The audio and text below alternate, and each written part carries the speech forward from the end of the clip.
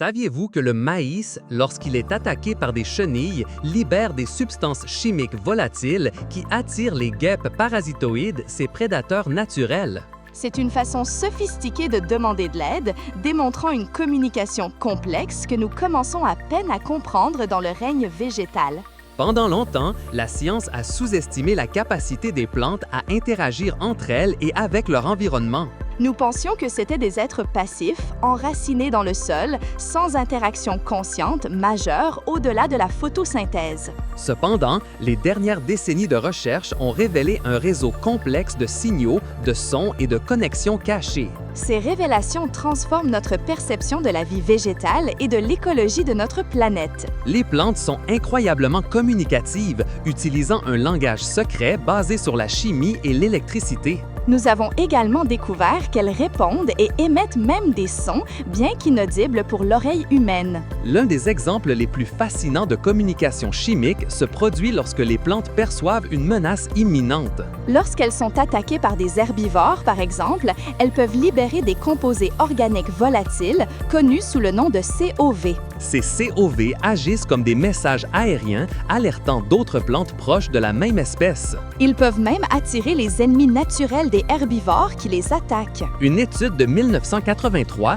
publiée dans la revue Science, a documenté pour la première fois cette capacité surprenante. Les chercheurs ont remarqué que les peupliers et les saules endommagés par les chenilles commençaient à produire des défenses chimiques. Le plus étonnant est que les arbres voisins, non encore attaqués, ont également augmenté leur propre défense. Cela suggérait une transmission d'informations entre les arbres, probablement par le biais de ces signaux volatiles. Pourriez-vous nous expliquer un peu plus quel type de composés chimiques il s'agit et comment ils sont détectés? Bien sûr, l'un des groupes les plus étudiés est celui des terpénoïdes et des jasmonates volatiles. Lorsqu'une chenille mâche une feuille, la salive de la chenille interagit avec la blessure de la plante. Cette interaction déclenche la production et la libération de jasmonates de méthyle et d'autres terpènes. Le jasmonate de méthyle est un gaz qui peut voyager dans l'air sur des distances considérables. Les plantes réceptrices ont des protéines spécialisées qui détectent ces molécules dans l'air. Une fois détectées, ces molécules activent des voies de signalisation internes dans la plante réceptrice. Cela conduit à la production de substances chimiques de défense, comme les tanins ou les inhibiteurs de protéase. Ces substances rendent les feuilles moins appétissantes ou plus toxiques pour les herbivores. C'est une sorte de système d'alerte précoce, un cri silencieux d'aide ou d'avertissement. Un autre exemple notable de communication chimique se retrouve chez l'acacia, un arbre africain. Lorsque les girafes commencent à mastiquer ses feuilles, l'acacia libère de l'éthylène dans l'air. L'éthylène est un gaz, une hormone végétale, qui dit aux acacias voisins de commencer à produire des tanins. Les tanins sont des composés qui rendent les feuilles très amères et moins digestibles pour les girafes. Ainsi, les girafes sont obligées de se déplacer contre le vent pour trouver des acacias qui n'ont pas encore été alertés. Ceci démontre une stratégie de défense coopérative médiée par l'air à kilomètres de distance. Mais la communication chimique des plantes ne se limite pas seulement aux signaux de défense aérienne. Elle se produit aussi sous terre à travers les racines par la libération d'exudats. Les exudats racinaires sont des composés chimiques que les racines des plantes libèrent dans le sol. Ils peuvent s'agir de sucre, d'acides aminés, d'acides organiques et de nombreuses autres molécules. Ces exudats jouent un rôle crucial dans l'interaction avec les micro-organismes du sol. Ils attirent des bactéries et des champignons bénéfiques qui aident la plante à absorber les nutriments ou les protègent des pathogènes. Par exemple, certaines légumineuses libèrent des flavonoïdes qui attirent les bactéries fixatrices d'azote. Ces bactéries forment des nodules sur les racines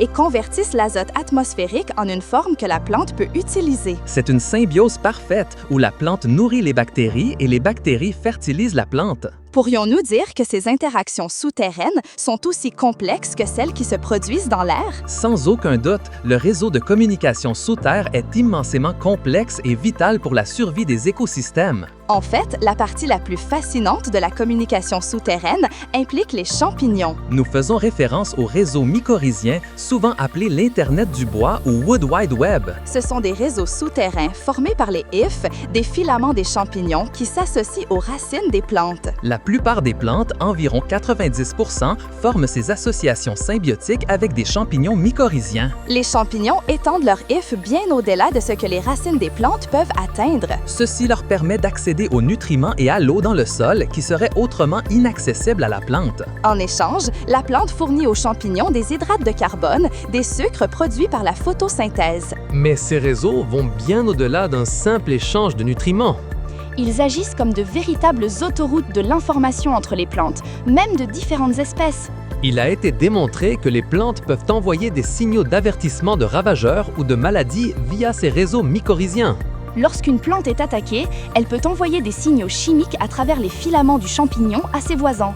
Par exemple, un épicéa attaqué par des pucerons pourrait envoyer un signal de détresse à un autre épicéa connecté. Ce deuxième épicéa, pas encore attaqué, pourrait alors activer ses propres défenses. Une étude canadienne sur les sapins de Douglas a montré comment les plantes plus âgées, les arbres mères, utilisent ces réseaux. Ils fournissent des nutriments et de l'eau aux arbres plus jeunes qui poussent à l'ombre et ont moins accès à la lumière du soleil. De plus, un transfert de carbone a été observé entre des arbres d'espèces différentes. Cela signifie que la diversité des espèces dans une forêt peut être cruciale pour sa résilience. C'est comme un système de survie communautaire, invisible mais incroyablement efficace. Comment pourrions-nous différencier cette communication chimique, à la fois aérienne et souterraine, des impulsions électriques ? C'est une excellente question, car les plantes utilisent également des signaux électriques d'une manière très similaire au système nerveux des animaux. Bien qu'elles n'aient pas de neurones comme nous, leurs cellules peuvent générer et transmettre des impulsions électriques. Ces impulsions se propagent le long des membranes cellulaires et peuvent voyager dans toute la plante. Un exemple classique est la Mimosa pudica, également connue sous le nom de sensitive. Lorsque vous touchez ces feuilles, elles se replient rapidement en quelques secondes. Cette réponse est médiée par une impulsion électrique rapide qui se déplace du point de contact vers les articulations des feuilles. La Dionée attrape-mouche, une plante carnivore, utilise également des impulsions électriques pour fermer ses pièges. Lorsqu'un insecte touche deux des poils sensibles du piège dans un court laps de temps, les poils envoient un signal électrique qui voyage à travers les cellules, déclenchant la fermeture du piège. Mais ces signaux électriques ne servent pas seulement aux mouvements rapides ou aux réponses défensives évidentes. Ils sont également impliqués dans les processus internes de la plante, tels que la croissance et le développement. Et ce qui est encore plus fascinant, dans la communication à longue distance au sein de la plante elle-même. Si une feuille est endommagée par un insecte ou par une blessure, une impulsion électrique voyage depuis la feuille endommagée. Elle s'étend à toute la plante, alertant les autres parties de la plante pour qu'elles activent leur défense. C'est ce que l'on appelle la résistance systémique acquise, un type de système immunitaire des plantes. Une étude sur les tomates a montré qu'une attaque de chenille sur une feuille provoquait une onde électrique. Cette onde voyageait dans toute la plante, activant les défenses dans les feuilles distantes non affectées. Cela signifie que les plantes peuvent avoir une sorte de mémoire ou de signalisation d'événements passés. Et cela nous amène à un autre aspect moins exploré, mais tout aussi intriguant, de la communication végétale. Est-il possible que les plantes émettent ou perçoivent des sons, même si elles n'ont ni oreilles ni cordes vocales? Des recherches récentes suggèrent que oui, bien que pas de la manière dont les animaux le font. En 2018, une équipe de chercheurs australiens a découvert que les racines de pois émettent des sons. Ces sons sont une sorte de clic ou de craquement qui se produisent à travers la formation de bulles dans les vaisseaux de la plante. Le plus surprenant est que ces racines changent également leur pattern de croissance en réponse à des sons spécifiques. Lorsque les racines ont été exposées à des sons enregistrés d'eau qui coule, elles ont poussé vers la source du son. Cela indique que les plantes peuvent percevoir le son et l'utiliser pour localiser des ressources vitales. Une autre étude, encore plus récente, publiée dans la revue Cell en 2023, a révélé quelque chose d'encore plus surprenant. Les plantes de tomates et de tabac stressées par la sécheresse ou par une coupure émettent des sons ultrasoniques. Ces sons sont inaudibles pour l'oreille humaine, mais peuvent être détectés par des microphones spéciaux. Leur fréquence oscille entre 20 et 100 kHz, bien au-delà de ce que nous pouvons percevoir. La quantité et le type de son qu'elles émettent varient selon la cause du stress. Par exemple, une plante de tomates assoiffée émet environ 35 clics par heure. Tandis qu'une plante fraîchement coupée peut émettre jusqu'à 48 clics dans la même période. Les chercheurs ont même entraîné un algorithme d'intelligence artificielle pour différencier les sons. Ils ont réussi à distinguer entre les plantes assoiffées, les plantes coupées et les plantes sans stress avec une précision de 70%. Cela ouvre la possibilité que d'autres organismes comme les insectes ou les petits animaux puissent percevoir ces sons et peut-être même utiliser cette information pour leurs propres bénéfices, comme trouver une plante à manger ou un refuge. Donc nous parlons de langage qui est à la fois chimique, électrique et acoustique. Pourrions-nous considérer que les plantes ont une sorte de mémoire ou de capacité d'apprentissage au-delà de la simple réponse à des stimuli? L'idée de la mémoire chez les plantes est un domaine d'étude émergent et fascinant. Il ne s'agit pas d'une mémoire consciente comme la nôtre, mais de la capacité de se souvenir de rencontres passées. Cela leur permet d'ajuster leurs réponses à des stimuli futurs d'une manière plus efficace. Un phénomène appelé priming ou amorçage est un exemple clé de cette mémoire. Lorsqu'une plante est exposée à un stress léger, comme une attaque d'insectes ou une sécheresse modérée, Bien qu'elle ne subisse pas de dommages graves, elle se prépare à de futures attaques plus sévères. lors d'une seconde rencontre avec le même type de stress, sa réponse défensive est beaucoup plus rapide et forte. Par exemple, si une plante d'Arabidopsis thaliana est exposée à une petite quantité de pathogènes. Ces gènes de défense s'activent plus efficacement si elle est confrontée à une infection réelle quelques jours ou semaines plus tard. C'est comme si la plante se souvenait de l'avertissement et était prête pour la prochaine fois. Une étude en Australie a même démontré que les plantes de Mimosa pudica peuvent apprendre. Après avoir été lâchées à plusieurs reprises d'une courte hauteur, elles ont cessé de replier leurs feuilles. Cela indiquait qu'elles avaient appris que la chute ne représentait pas une menace réelle. Et le plus surprenant, c'est qu'elles ont conservé cet apprentissage pendant plusieurs semaines. Même après que les chutes aient repris, elles n'ont pas replié leurs feuilles, démontrant une mémoire à long terme. Cette capacité d'adaptation et d'apprentissage est cruciale pour leur survie dans des environnements changeants. Les implications de ces recherches sont profondes et ont un impact direct sur notre vie. Dans l'agriculture, comprendre le langage des plantes peut révolutionner la façon dont nous cultivons les aliments. Nous pourrions développer des stratégies plus efficaces pour le contrôle des ravageurs et des maladies.